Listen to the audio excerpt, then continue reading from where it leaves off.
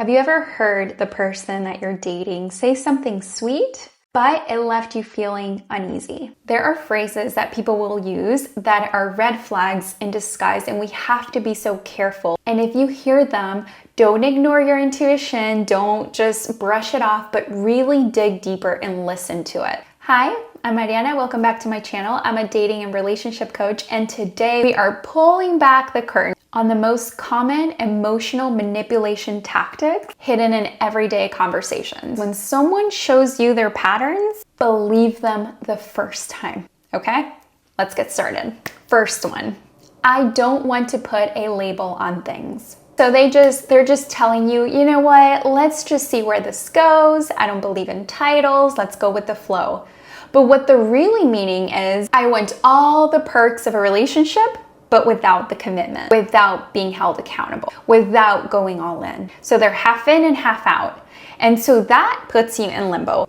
It makes you emotionally invested to where, okay, maybe they'll be ready to commit in a bit. And you are forever in this waiting period. And that isn't fair to you. Because healthy love isn't afraid of clarity. When someone is sure about you, you won't feel confused. If someone values you, they want to define the connection. When somebody really wants something, let's say you're going to a store and there's a limited edition item and you are dying to get this item. You are wanting it to be yours. You're not gonna, well, maybe I'll get it tomorrow, maybe the next day, because you're afraid it's gonna run out, that there won't be nothing left for you.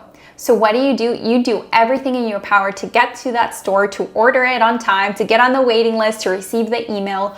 You do everything in your power to make sure you secure that item. So if somebody actually wants to take you off the market, they're not going to be waiting around. They want to make sure, I want this person. I want to be in a relationship with this person. I don't want to risk anybody else maybe getting to them first. Okay, really, really think about that. And it doesn't make you needy to ask for that commitment. A lot of the times you feel like, am I pushing too much? But if that is what you want, you have every right to ask for it. And if they don't give it to you, if they don't give you that clarity, it's okay to walk away. Next one, you deserve better than me. So they're saying, you're amazing. I don't want to hurt you. You just deserve so much more than me. This is not a compliment to you. When they say this, it is a warning. And it is not your job to prove they're wrong. It is not your job to wait around. If they really do believe you deserve better, take their word for it and go find better. The right person is going to want to meet you where you're at, and they're going to want to be the best version of themselves for you. When people go to a job interview for a job that they really want, for a company that they really want to impress, they bring their A game, and dating is the same thing. Especially at the beginning, you should want to bring your A game to show that person, hey, choose me. This is what I have to offer. I want you in my life. When they tell you, hey, you deserve better than me, that is not them wanting to be the best for you. And especially at the beginning, that's already a red flag. That is them saying, listen, I'm not gonna work on myself. I'm not gonna try my best. You take me as I am or not at all. You don't want that, right? And do not feel bad for walking away when they tell you that. A lot of the times people will also use that as some sort of manipulation for you to feel sorry for them and say, no, I can help you be better. And especially women, we love to fix things. Like, we love to nurture, we love to hold space. And so we take that as kind of like a bit of a challenge of, well, maybe I can help him be a better person. Do not take that on role. They're a grown man. They're a grown person. That is not your role. Okay, next one. My ex was crazy. What they're saying is, yeah, this person was awful. They're always starting fights, blah, blah, blah. But what they really mean is, I avoid accountability and haven't healed from my past. Listen, being someone who walked away from a very toxic relationship, I take ownership of the things that I did. Yes, I have shared stuff with my current partner about how toxic it was, and I talk about the hurtful things that my ex did, but I also mention it was a two-way street. I contributed to that toxic relationship. I acted in ways that I shouldn't have. It always takes two to form a toxic relationship. It's a very harsh truth that people don't want to face. We always just want to blame.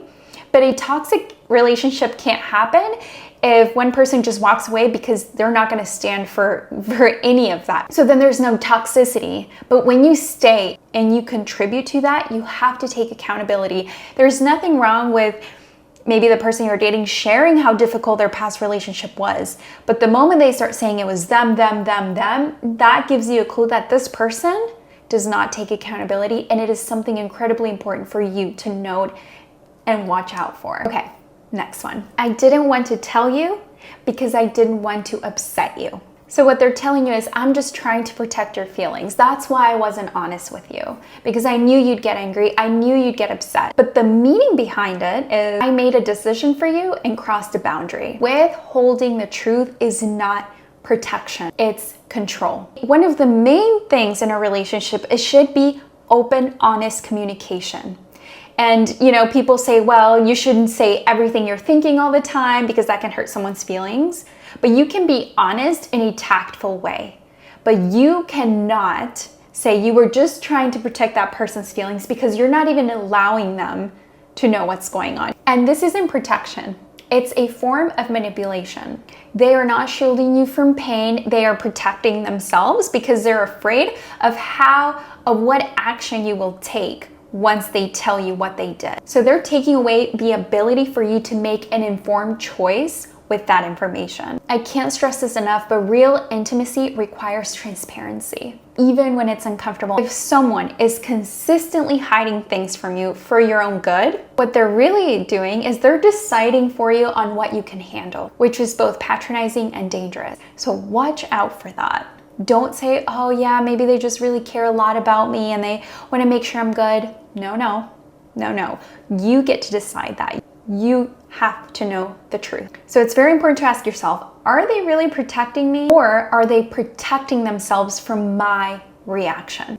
Something to think about. And last one I want to talk about is you're being insecure. So they're saying, look, listen, you're reading too much into this. You're just acting insecure. What they really mean is, I do not want to take accountability for how my actions are impacting you. So instead, I'll make you the problem. On the surface, it can sound like they're just encouraging you to be more confident.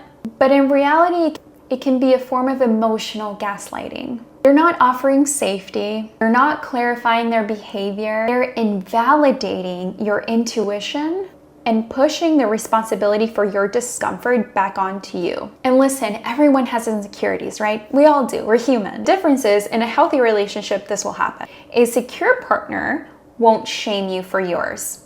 They will hold space for you. So the moment someone uses the word insecure right away after you shared with them that something hurt your feelings or that you don't feel comfortable with, and they shut you down by right away calling you insecure, instead of opening it up for a deeper conversation to understand you, to have compassion, to show kindness, that's not emotional maturity. That's deflection. So a healthier response would be, I can see why that made you feel uncomfortable. Let's talk about it. Let's see how we can move forward. Or what do you need from me to feel more secure in this connection? Or I want you to feel safe, not dismissed. Let's figure this out. They're not right away calling you insecure and you're overreacting, you're doing too much. They should be holding space for you. Someone who truly cares for you won't weaponize your vulnerability. So we've come to the end. Have you heard any of these phrases? And if you have other ones that you've heard, drop them down below. And if you're ready to stop attracting emotionally unavailable partners, I am here for support. You can head over to my website and check out all the free resources that I offer, book a one-on-one coaching call with me. This channel is your space to heal, to unlearn, and to call in the love and partner that you actually deserve. I'll see you guys next time.